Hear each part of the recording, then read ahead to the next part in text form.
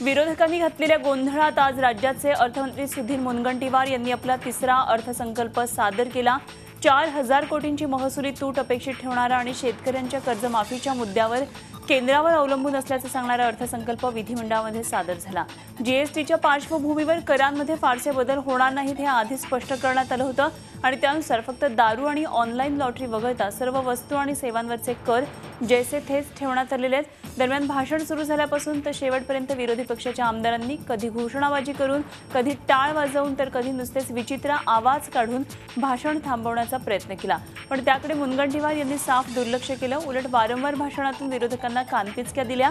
स्थानिक स्वराज्य संस्थांच्या निकालात भाजपची झालेली सरशी पाहता जनतेनं विरोधकांना नाकारल्याची आठवणही मुनगंटीवारांनी करून दिली, पण कर्जमाफीच्या मुद्द्याबद्दल मात्र मुनगंटीवारांनी फारसा प्रकाश टाकला नाही। दरम्यान अर्थसंकल्पानंतर मुख्यमंत्र्यांनी विधिमंडळ प्रेसरूममध्ये एक पत्रकार परिषद घेतली आणि हा अर्थसंकल्प कृषी विकासाला चालना देणार असल्याचं मुख्यमंत्र्यांनी सांगितलं। अर्थसंकल्प मांडताना विरोधकांनी केलेल्या गोंधळावर मुख्यमंत्र्यांनी सडकून टीका केली। विरोधकांनी चक्क शेतकऱ्यांची थट्टा केली असल्याचं मत यावेळी मुख्यमंत्र्यांनी मांडलं। तसंच अर्थसंकल्प जाळणं ही लाजिरवाणी गोष्ट असल्याचंही त्यांनी म्हटलंय। त्यावेळी विरोधकांवर जनतेचा विश्वास उरला नाहीये असंही ते म्हणाले। आज ज्या प्रकारचं विरोधकांचं वागणं होतं हे लोकशाहीला साजेसं नव्हतं आणि शेतकऱ्यांची थट्टा करणारं होतं। याचं कारण वेलमध्ये येऊन नारे देणं हे आपण समजू शकतो, पण ज्या प्रकारची थट्टा मस्करी हे आमदार वेलमध्ये करत होते, जणू काही ते बगीचात फिरायला आले आहे, ते गंमत करायला आले आहे, अशा प्रकारे हास्य विनोद हा ज्या प्रकारे त्या वेलमध्ये होत होता, खऱ्या अर्थानं शेतकऱ्याचा करता म्हणणं मांडण्याकरता ते वेलमध्ये आले होते की शेतकऱ्याची थट्टा करण्याकरता ते वेलमध्ये आले होते, असा प्रश्न या ठिकाणी उपस्थित होतो। आणि त्याहीपेक्षा जे काही बजेटचे कागद जाळण्याचा कार्यक्रम या ठिकाणी पार पडला, मला असं वाटतं की हा अत्यंत लाजिरवाणा अशा प्रकारचा कार्यक्रम आहे। कर्जमाफीच्या मुद्द्यावरून पहिल्या दिवसापासून आक्रमक असणाऱ्या विरोधकांनी आज अर्थसंकल्पाच्या वेळी अभूतपूर्व घोषणाबाजी केली आणि संपूर्ण भाषणात अर्थसंकल्पाला टाळ्या वाजवून भजनं करून घोषणाबाजी केली। अर्थमंत्री मुनगंटीवारांनी विरोधकांना कानपिचक्या दिल्या, पण भाषणानंतर विरोधकांनी अर्थसंकल्पाची होळी केली। गाजरं दाखवून अर्थसंकल्पाचा विरोधकांनी निषेध व्यक्त करून संपूर्ण अर्थसंकल्पानं बळीराजाचा विश्वासघात केल्याचा आरोप विधानसभेत विरोधी पक्षनेते राधाकृष्ण विखे पाटील यांनी केला। तर माजी अर्थमंत्री राष्ट्रवादीचे आमदार जयंत पाटील यांनी अर्थसंकल्पानं जनतेला दिलासा दिलेला नाही असं म्हटलंय।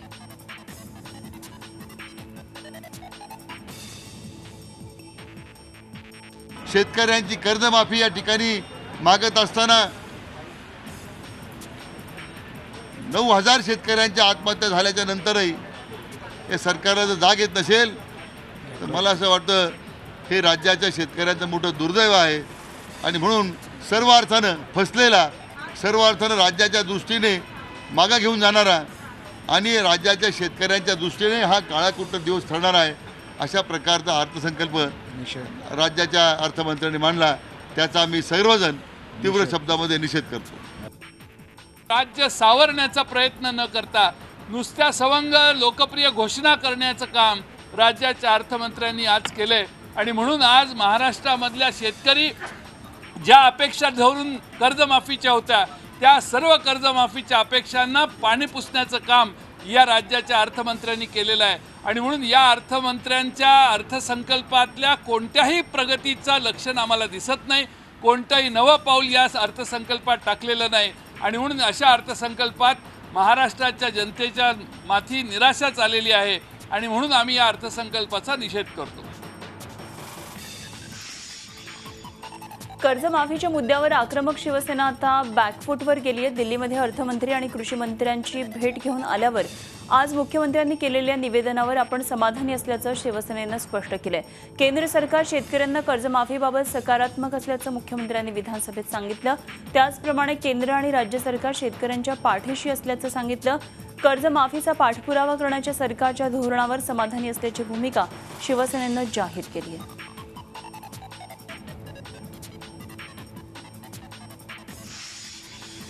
यवतमाळच्या आर्णी इथं शिवसैनिकांनी चक्काजाम आंदोलन करून शेतकऱ्यांसाठी कर्जमुक्तीची मागणी केली. नागपूर तुळजापूर राज्यमार्ग रोखून धरत शिवसैनिकांनी वाहतूक ठप्प पाडली. त्यामुळे दोन्ही बाजूने वाहनांच्या लांबच लांब रांगा लागल्या. जगाचा पोशिंदा अन्नदाता शेतकरी गेल्या 4 वर्षांपासून सतत संकटाचा सामना करत आहे.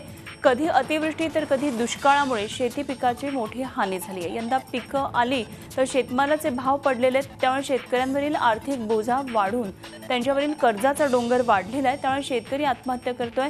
तो प्रचंड आर्थिक विवंचनेत आहे. शेतकऱ्याला दिलासा देण्यासाठी कर्जमुक्ती हा उपाय असून मुख्यमंत्र्यांनी तात्काळ शेतकऱ्यांना कर्जमुक्त करावं अशी मागणी शिवसैनिकांनी केली आहे. कर्जमाफी मिळावी यासाठी विधान परिषदेमधल्या विरोधी पक्षाच्या सदस्यांनी विधिमंडळाच्या पायऱ्यांवर निदर्शनं केली.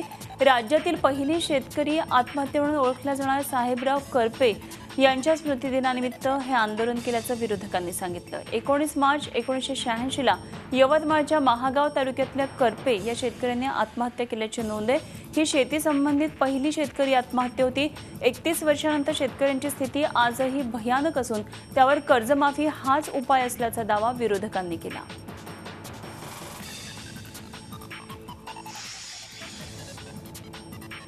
शेतकरी आत्महत्या आणि कर्जमाफी या मुद्द्यावरून सध्या विधिमंडळाचं कामकाज ठप्प आहे. मात्र राज्यातल्या सरकार दरबारी नोंद असलेली पहिली शेतकरी आत्महत्या 19 मार्च 1986ला झाली होती आणि याला रविवारी 31 वर्ष पूर्ण होतात. या दिवशी स्वाभिमानी शेतकरी संघटनेचे खासदार राजू शेट्टी 1 दिवसाचं त्यांनी उपोषण केलं. यवतमाळच्या चिलगव्हाण गावामध्ये त्यांनी उपोषण केलं.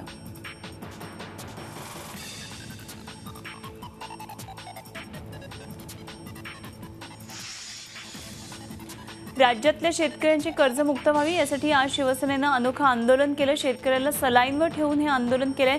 सरकार विरोधी घोषणाबाजी करत हे आंदोलन करण्यात आलं. लवकरात लवकर राज्यातल्या शेतकऱ्यांचं कर्जमुक्ती व्हावी, अन्यथा शिवसेना स्टाईलनं आंदोलन करण्यात येईल असा इशारा आंदोलकांनी दिला.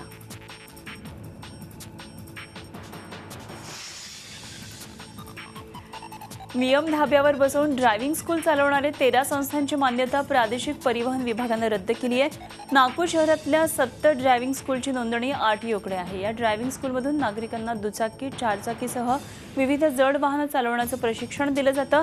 संस्थेकडे सर्व सोयी उपलब्ध असणं बंधनकारक आहे. प्रशिक्षण वाहनांची नियमित तपासणी करणं आवश्यक आहे. तसंच संस्थेच्या पत्त्यामध्ये बदल झाल्यास त्याची माहिती RTOला देणं गरजेचं आहे. मात्र मान्यता रद्द करण्यात आलेल्या अनेक संस्थांनी याबाबतचे नियम न पाळल्यानं प्रादेशिक परिवहन विभागानं ही कारवाई केली आहे. नाशिक शहरामध्ये गेल्या 15 दिवसांमध्ये स्पीड ब्रेकरवर झालेल्या अपघातामध्ये 2 महिलांचा मृत्यू झाला. स्पीड ब्रेकरची सदोष बांधणी, स्पीड ब्रेकरजवळ फलक नसणं अशा त्रुटींमुळे अपघाताची संख्या वाढू लागली आहे. स्पीड ब्रेकर जीवघेणे ठरू लागलेत की काय अशी शंका आता उपस्थित होतीये. त्यामुळे शहरातली वाढणारी अपघातांची संख्या कमी करण्यासाठी युद्धपातळीवर प्रयत्न सुरू झालेत. महामार्गावरील आणि शहरी भागातल्या स्पीड ब्रेकरचं सर्वेक्षण केलं जात असून न्यायालयाच्या निर्देशानुसार त्यामध्ये बदल केले जाणार आहेत. बुलढाणा जिल्ह्यातल्या पारिजात विद्यालयातल्या दिव्यांग शिक्षण सेविका जयश्री गीतेंच्या अपंगत्वाचा आणि जात प्रवर्गाच्या प्रमाणपत्राचा फायदा घेत संस्थेनं 5 शिक्षण सेवकांच्या पदांना वैयक्तिक मान्यता मिळवून घेतली. मात्र जयश्री गीतेंच्या पदाला 4 वर्ष उलटून सुद्धा शिक्षण विभागानं अद्यापही त्यांच्या पदाला वैयक्तिक मान्यता दिलेली नाही. त्यामुळे गेल्या 3 दिवसांपासून जयश्री गीते बुलढाण्यामध्ये शिक्षण अधिकारी कार्यालयासमोर आमरण उपोषणाला बसल्यात. निर्ढावलेल्या प्रशासनाच्या एकही अधिकाऱ्यांनी त्यांच्या उपोषणाची साधी दखलही घेतलेली नाही.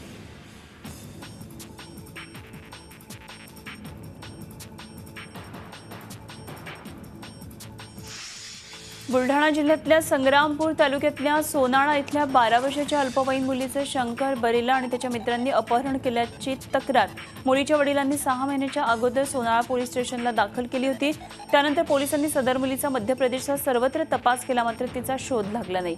शेवटी काल शंकर त्या मुलीला घेऊन जळगाव जिल्ह्यातल्या रावेर तालुक्यामध्ये आलेला असल्याची माहिती पोलिसांना मिळाली आणि त्या आधारे पोलिसांनी सापळा रचून शंकरला अटक केली. कॉपीमुक्त अभियानाचा फज्जा उडाल्याचं चित्र जिल्ह्यामध्ये दिसतंय. यवतमाळच्या महागाव तालुक्यातल्या मोरथ इथल्या वसंतराव नाईक विद्यालय या परीक्षा केंद्रावरचं हे दृश्य आहे. आज 10वीचा विज्ञान आणि तंत्रज्ञान 1ची परीक्षा होती. पेपर सुरू असताना परीक्षार्थी विद्यार्थ्यांना त्यांचे नातलग आणि मित्रमंडळी खुलेआम कॉपीचा पुरवठा करत असल्याचं हे दृश्य दिसतंय. यावेळी कॉपी पुरवणाऱ्यांपुढे पोलीस देखील हतबल झाल्याचं दिसतंय आणि यावरून परीक्षा कुठल्या वातावरणामध्ये होत आहे त्याचा हा पर्दाफाश झालाय. मावळ तालुक्यातल्या दुर्गम भागातल्या 10वीच्या विद्यार्थ्यांना परीक्षा काळामध्ये होणारा त्रास कमी करण्यासाठी तळेगावचे उपनगर अध्यक्ष सुनील शेळके यांच्या पुढाकारानं स्वर्गीय गोपीनाथ मुंडे प्रतिष्ठानच्या वतीनं मोफत प्रवासाची सुविधा उपलब्ध करून देण्यात आली आहे. त्यामुळे मावळ तालुक्यातल्या सुमारे 55 गावातल्या तब्बल 600 विद्यार्थ्यांना परीक्षेच्या काळामध्ये मोठा दिलासा मिळालेला आहे. अशा प्रकारचा हा महाराष्ट्रात राबवला गेलेला पहिलाच उपक्रम आहे.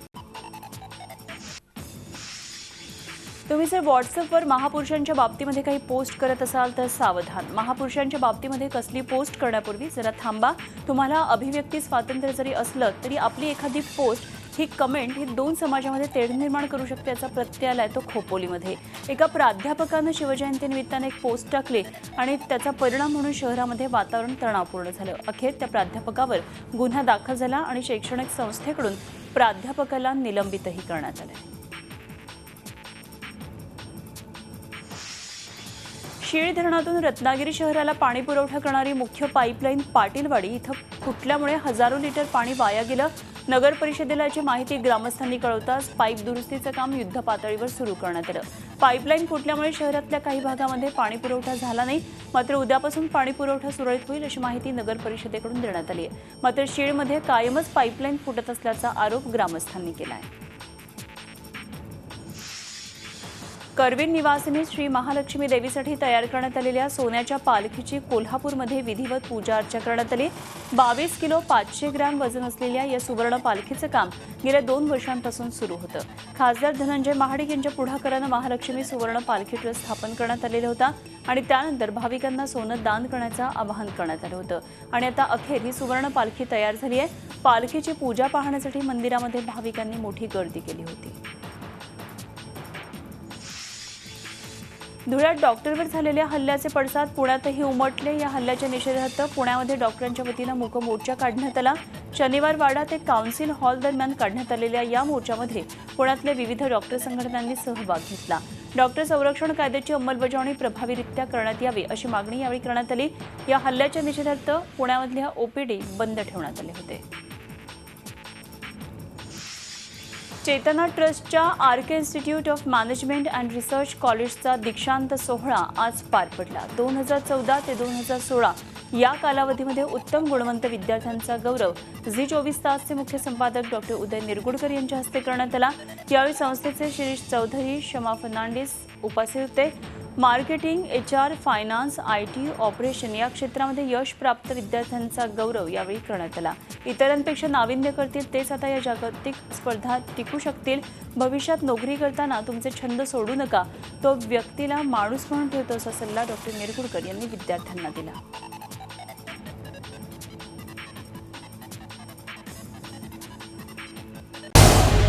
झी 24 तास रहा एक पाऊल पुढे.